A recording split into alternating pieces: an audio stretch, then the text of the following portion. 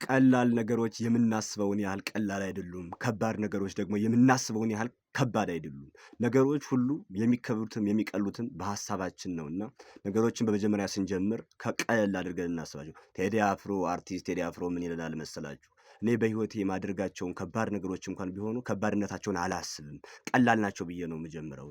ለምንድነው አእምሮዬን ከባድ ነው ብዬ መጀመሪያ ከነገርኩትኝ ያለምንም ጥያቄ ነገሩ ይከብዳል። ቀላል ነው ካልሁ ግን ውስጤ ቀላል ነው የሚለው እምነት ስላለ በቃ ጨርሰዋለሁ። ጊዜ ሊወስድ ይችላል፣ ጉልበቴን ሊጠቀም ይችላል። ነገር ግን ቀላል ነው ብዬ ስላሰብኩት ያለምንም ጥያቄ አሳካዋለሁ ይለናል። እና በህይወታችሁ የትኛውንም ነገር ስታደርጉ ለነገሩ ቁርጠኛና እምነት ይኖራችሁ እንጂ ካለምንም ጥያቄ ታደርጉታላችሁ። በውስጣችሁ ያለው እምነት ግን ከፍ ማለት አለበት። በቃ የውስጥ መሻታችሁን ማሳደግ አለባችሁ። ያን የምትፈልጉትን ነገር ምን ያህል እፈልገዋለሁ ብላችሁ በመጀመሪያ አንሰላሱ። በህይወታችሁ አንድን ነገር ብቻ ድቅቅ አድርጋችሁ ኤክስፐርት ማድረግ በዛ ጉዳይ ላይ እስከመጨረሻው ድረስ መታገል ያስፈልጋል። እንደዛ ከሆነ በህይወታችሁ አሸናፊ ነው የምትሆኑት። ምንም ነገር ከፊታችሁ አይቆምም። በቃ ዓለም የተፈጠረችው እንችላለን በሚሉ ሰዎች ነው ዛሬ ከዚህ ደረጃ የደረሰችው። አውሮፕላንን የሰሩት ሁለት ወንድማማቾች ናቸው። በአየር ላይ መብረርን በምድር እንኳን በጣም ከባድ የነበረው መኪና የመጣው እንኳን አሁን ከመቶ 50 እስከ 100 ዓመት ወዲህ ነው። ነገር ግን በአየር የሚበር ማንም ሰው ያላሰበውን ሁለት ወንድማማቾች ተነጋግረው ከዚህ ደረጃ ደርሰዋል። ነገሮች እየተሻሻሉ ነው የሚመጡት። በቃ ፕሮግረስ አንዳንድ አዳዲስ ነገሮችን አእምሯችሁን ማሰራት ያስፈልጋል። በቃ አዲስ ነገርን መፍጠር። እኛ ግን ድክመታችን ምንድነው?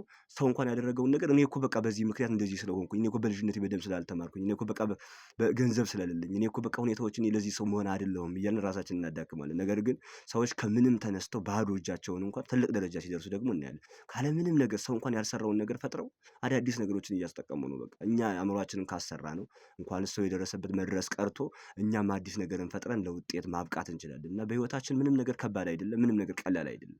ምንድነው የሚያከብደው የሚያቀለውም የውስጥ እምነታችን ነው። የውስጥ እምነታችን ሲደመር ኤፈርታችን ወደ ስኬት ይገፋናልና ነገሮችን ስናደርግ ለምንድነው የምንሰጋው? በቃ እኔ አደርገዋለሁ ብለን ማናምን መጀመሪያ ካላመን ያላመንነው ነገር በፍጹም በህይወታችን ሊከሰት አይችልም። አንድ ሪያሊቲ የሚመስል ነገር በቃ ህልም የሆነ ነገር በቁርጠኝነትና በትጋት ስንሰራው ወደ እውነታ እናመጣዋለን። ሰዎችን እናስገርማለን። በቃ ተደብቀን ስኬታችንን ለመሳት እንሞክር። ለሰዎች ነግረን ለማሳመን አንሞክር። ራሳችንን የቻልን እንሁን።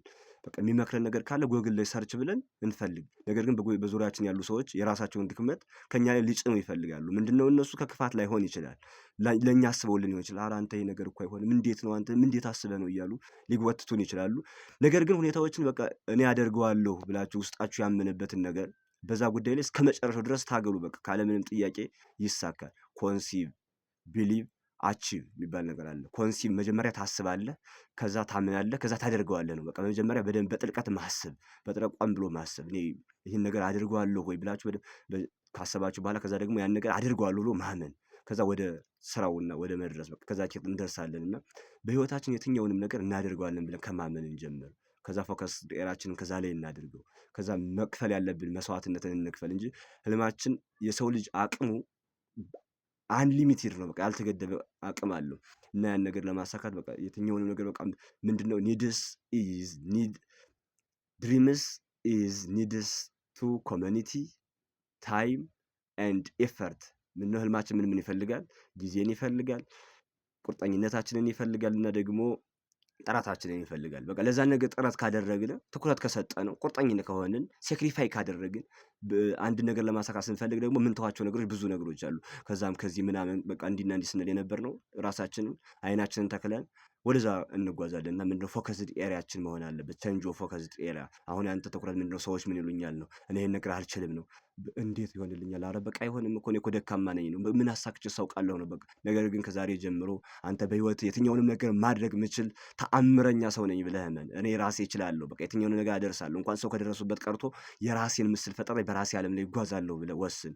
በዛ ላይ ደካማ ጓደኞች ይሩቅሃል፣ ደካማ ሰዎች ከአንተ ጎን ይርቃሉ፣ ቤተሰቦችን ለራሱ ሊርቁ ይችላሉ። ነገር ግን ለዛ ቁርጠኝነትና ለዛ ዓላማ ስትል የትኛውንም ችግርና መስዋዕትነት ትከፍላለህ፣ ያለምንም ጥያቄ ታደርገዋለህ። ያን መስዋዕትነት ከከፈል እንዳትጠራጠር ወዳጄ። በቃ ነገሮችን አምነህ ጀምር፣ አምነህ አስብ። ከዛ በኋላ ትደርስበታለህ። የትኛውም ነገር ቀላል ነው፣ እንደምናስበው ከባድ አይደለም። በቃ የትኛውም ነገር በጣም በጣም በጣም ኢምንት ነው። በቃ የሰው ልጅ አእምሮ የማይሰራው ታምር የለም። አሁን በጊዜ ሂደት ነገሮች ከኛ እየራቁ የመጡት ምንድነው? በተስፋ ቆራጥነታችን ነው። በቃ ሰዎችን እናያለን፣ የሰዎችን ስኬት እናያለን፣ ብዙ ሰክሰስ የሆኑ ሰዎችን እናያለን። ግን እኛ ደግሞ ኧረ እኛ አንችልም፣ እኛ እኮ ምን ዋጋ አለን፣ ይሄ እኮ አጋጣሚ የአንዳንድ ሰዎች እድል ነው እንጂ ለኔ ይሄ አይሆንም እያለን እንላለን። ነገር ግን ያለምንም ጥያቄ ነገሮች በእምነት ከጀመርነው እናደርገዋለን ነው። በቃ ምንም ይሄ ጥያቄ የለውም። በቃ በህይወታችሁ የሆነች ትንሽ ነገር ሞክሩት እስኪ በቃ የምትፈሯት ግን ነገሮች በባህሪያችሁ ላይ ራሱ የሆነ እርምጃ እስኪ ለመውሰድ ሞክሩ።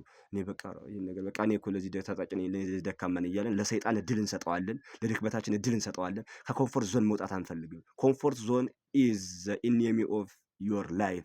ለህይወታችሁ በጣም ከባዱ ጠላታችሁ ኮምፎርት ዞን ነው። በማለዳ መነሳት 11 ሰዓት፣ ኧረ እኔ የጠዋት እንቅልፍ በጣም ነው የምወደው፣ በቃ አልችልበትም እኮ የመጨረሻ ምኝታው አትልቀቀኝ ነው የሚለኝ የሚል የተዳከመ ሀሳብ አለና ለምንድን ነው እንደዚህ የምንለው? በቃ መጀመሪያ እነሳለሁ፣ በቃ ብድግ ብለን አላማችን እንደጮኸ ቁጭ እንላለን። በነገራችን ላይ በጠዋት ለመነሳት መውሰድ ያለባችሁ እርምጃ ምንድን ነው? አንዳንድ የሆነ የሚያነቃቁ ያሉ ሀሳቦችን ቆረጥ አድርጋችሁ ለስልካችሁ ማንቂያ ደወል አድርጉት። ያን ሀሳብ ስትሰሙት ትነቃቃላችሁ። ትችላለህ ጀስት ዱ ኢት የሚል አይነት ሀሳብ ሲሆን በቃ የዛን ጊዜ ብልን ትላላችሁ እንጂ ይሄ የሚጮኸው ድምፅ ብቻ ላያስነሳችሁ ይችላል። ነገር ግን ውስጣችሁን ካሳመናችሁት ደግሞ ተኙ የራሱ የሚለው ነገር እሺ አይላችሁም። በቃ እንቅልፍ አይወስዳችሁም። በቃ ምንም እኮ እሺ አይደለም። ነገር ግን የምትለፉለት የምትሞቱለት ትልቅ ዓላማ ይኑራችሁ።